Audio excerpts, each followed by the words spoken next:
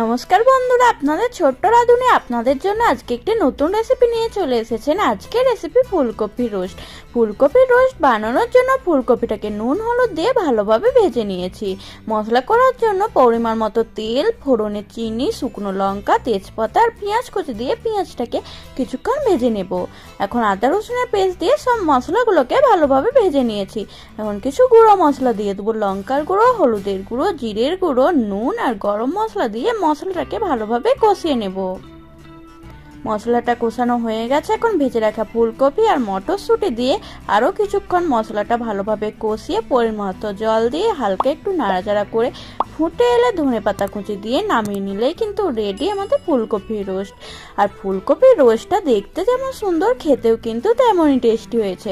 তোমাদের আজকের রেসিপিটা কেমন লাগলো অবশ্যই জানিও। ভালো লাগলে লাইক, শেয়ার, কমেন্ট, সাবস্ক্রাইব করো। দেখা হচ্ছে নতুন কোনো রেসিপি।